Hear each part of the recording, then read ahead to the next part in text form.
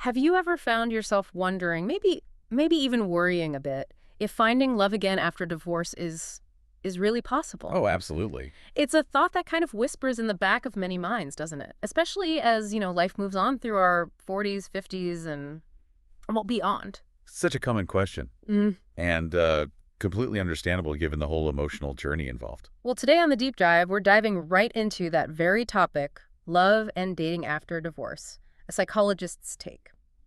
We want to explore not just the emotions that come with dating again after a long relationship ends, Right. but also some really practical ideas for, navigating this new chapter. Yeah, this is a huge turning point in life, isn't it? Mm. And it's only natural to feel, well, a mix of hope and maybe some uncertainty. We'll try to shed some light on what to expect and how to approach it. And to help us figure this out, we have a psychologist with us. Over 2 decades of experience helping individuals, couples through these exact kinds of transitions. They're here to offer some really valuable insights, maybe things you haven't thought about before. Yeah, I'm glad to be here and share some of what I've learned from working with people going through this exact thing. So, whether you've personally experienced a breakup or divorce, or maybe you're just curious about what it's like to think about starting over, emotionally and romantically later in life, this deep dive is for you. Mm-hmm. We're really aiming to offer some clarity on, well, how to heal emotionally, build your confidence back up, what this modern dating scene even looks like, Right. and, ultimately, how to create meaningful new connections. Okay, let's unpack this a bit. Why might dating after divorce feel like such a bigger hurdle than, say, dating was earlier in life? Yeah, What are some of the less obvious things people might be carrying? that's a great way to put it.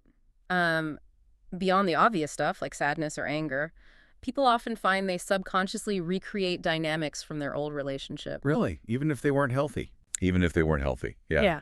It's almost like we have these relationship blueprints, Yeah.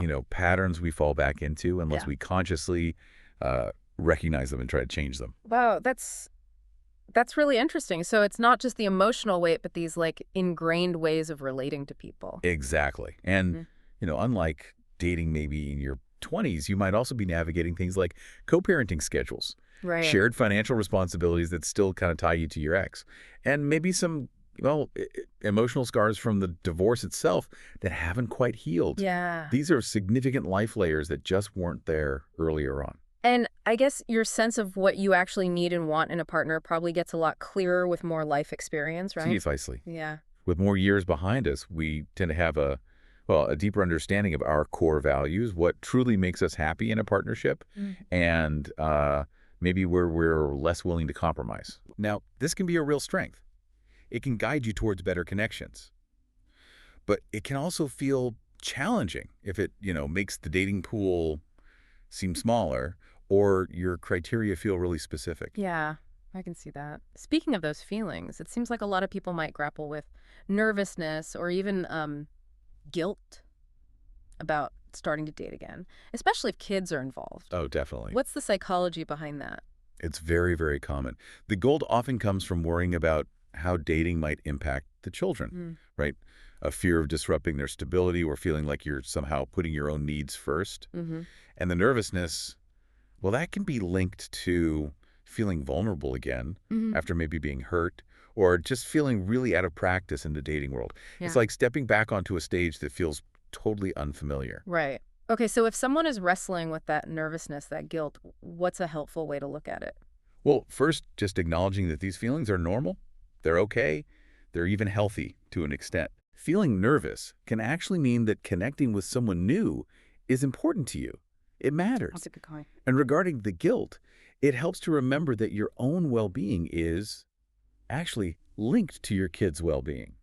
Finding happiness, finding a healthy relationship, that can ultimately make you a more balanced, more present parent. Right. The key is just being mindful about how and when you introduce dating into their lives. Prioritize open communication and, take things at a pace that feels comfortable for everyone involved. Okay, let's switch gears a bit. Rebuilding self-esteem. A lot of people talk about feeling kind of less than or maybe broken after a divorce. What are some concrete things someone can do to rebuild that confidence before they even think about dating again? Yeah, rebuilding confidence is Yeah. it's fundamental. Absolutely. One really powerful thing is to actively reconnect with activities, interests, things that bring you joy and fulfillment outside of a relationship. Think about hobbies you used to love or new things you've always wanted to try. Divorce can sometimes, blur your individual identity. So this is a chance to rediscover and really nurture who you are. So, focusing on your own sense of self, not looking for validation from someone else. Exactly that. And another crucial piece is practicing self-compassion. Talk to yourself like you'd talk to a good friend going through the same thing. Easier said than done sometimes. It really is. Maybe even try writing a letter to yourself from the perspective of your most understanding friend.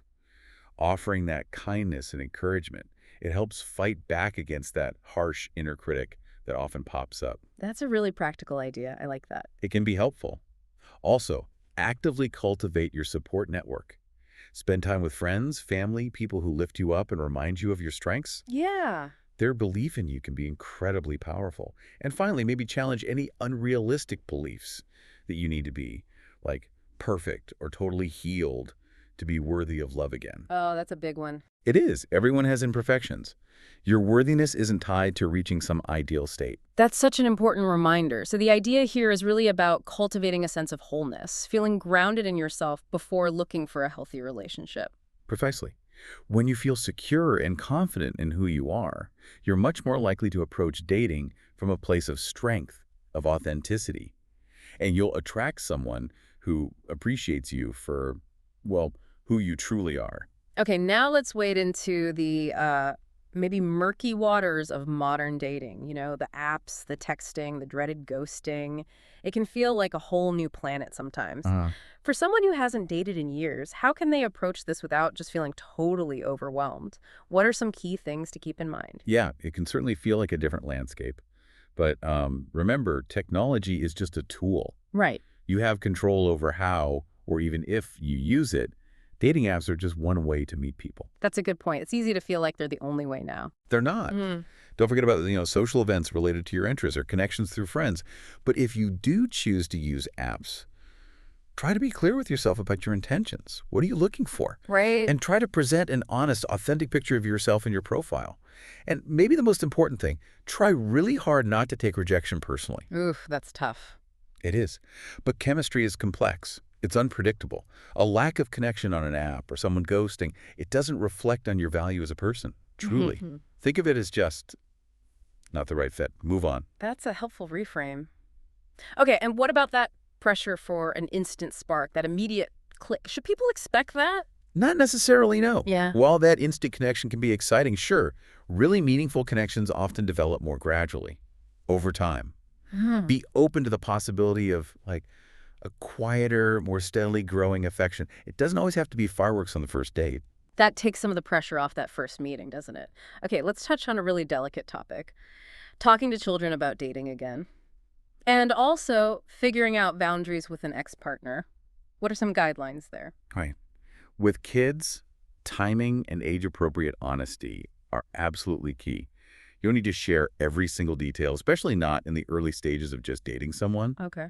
The focus should really be on reassuring them that your love for them hasn't changed, it's unwavering, and that their well-being is your top priority. Create space for them to express how they feel, their concerns, and really listen. So it's about making them feel secure and heard through the process. Absolutely. You don't necessarily need their permission to date, but you do want to nurture their trust. Introducing someone new too soon or maybe too casually, that can be really unsettling for them. Makes sense. And what about the ex? Boundaries. Clear boundaries are crucial for everyone's emotional health, unless it directly involves shared responsibilities like co-parenting schedules or logistics. You generally don't owe your ex-partner detailed updates about your dating life. Keep communication focused on what's necessary for those shared responsibilities. Protect your own space. That sounds really practical. Yeah. And essential for moving forward in a healthy way. Okay, finally, let's talk about the ultimate hope here. Finding meaningful love again. After divorce, people might have different ideas of what they're looking for. Maybe companionship, maybe passion. Is it okay to want both? Oh, absolutely. Yeah. Yes, it's perfectly normal, perfectly healthy to desire both companionship and passion, and joy, intimacy, laughter, all of it in your life at any age. Good to hear. Never feel like you have to settle for one or the other. The foundation for meaningful love after divorce often lies in that emotional maturity we talked about. Mm. Open, honest communication, both with yourself and potential partners, and a shared understanding of core values. So that journey of self-discovery we discussed earlier really comes back into play here, doesn't it? It's fundamental. Yeah. When you have that strong sense of self, a clear understanding of your own needs, your desires, you're just far better equipped to choose a partner intentionally. Choose, not just fall into one. Exactly. Someone who truly aligns with who you are now and the life you want to build going forward. Some incredibly valuable insights today. Thank you. Yeah. For anyone listening who might be feeling that mix, excitement, but maybe some apprehension about dating again, what's one final encouraging thought you could leave them with? Remember this. You are not starting over from scratch. You are building upon the experiences you've already had. Ah, I like that. Those experiences, they've given you strength, they've given you wisdom, and probably a much clearer sense of what you seek. Love isn't a destination reserved only for the young. It's a journey open to anyone who is willing, to open their heart again. Beautifully put. Thank you so, so much for sharing your expertise with us today. It was my pleasure. And for those listening, if this deep dive into love and dating after divorce resonated with you, maybe consider sharing it with someone who might find it helpful. Or leave us a comment. We always appreciate hearing from you. Mm-hmm. And just a quick preview of our next deep dive.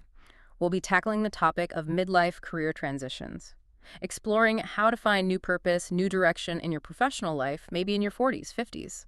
So make sure to tune in for that one. Sounds fascinating. Until then, take good care, everyone. And remember this. The heart doesn't really age, it just becomes wiser. A wonderful note to end on.